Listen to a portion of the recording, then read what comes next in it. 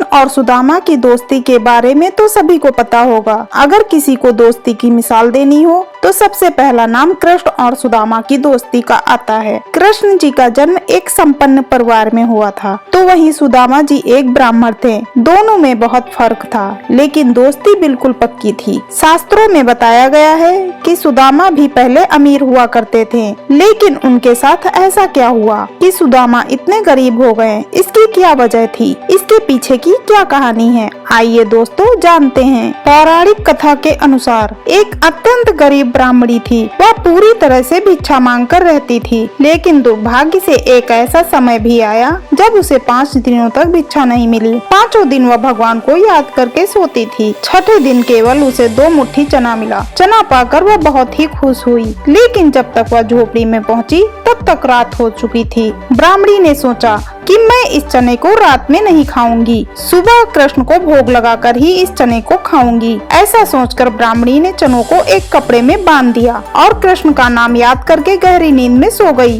ब्राह्मणी के सोते ही कुछ चोर उसकी कुटिया में चोरी करने आए, लेकिन उस बिचारी ब्राह्मणी के कुटिया में सिर्फ चने की पोटली के अलावा कुछ नहीं था। चोरों को चने की वह पोटली मिली। चोरों को लगा कि इसमें कुछ सोने के सिक्के हैं। इतने में वह ब्राह्मणी जाग गई और शोर मचाने लगी। ब्राह्मणी का शोर सुनकर गांव के सभी लोग चोरों को पकड़ने के लिए दौड़े। चोर पोटली लेकर भाग गए। पकड़े जाने के डर से सभी चोर संदीपन मुनि के आश्रम में छिप गए, जहां सुदामा और भगवान कृष्ण की शिक्षा हुई थी। तब गुरु माता को लगा कि कोई आश्रम में अंदर आ गया है। गुरु माता देखने के लिए आगे बढ़ी, जिससे चोर डर गए और आश्रम से भागने लगे। भागते भागते चोरों से चने की वो पोटली वहीं गिर गई। दूसरी ओर वह ब्राह्मणी भूख से परेशान थी। जब ब्राह्मणी को पता चला कि चोर उसकी पोटली को ले गए हैं, तो उसने बड़े दुखी मन से श्राप दिया कि जो उस चने को खाएगा वह दरिद्र हो जाएगा। वहीं जब सुबह गुरु माता आश्रम में झाड़ू लगा रही थी, तब सफाई करते समय गुरु माता को वही चने की पोटली मिली।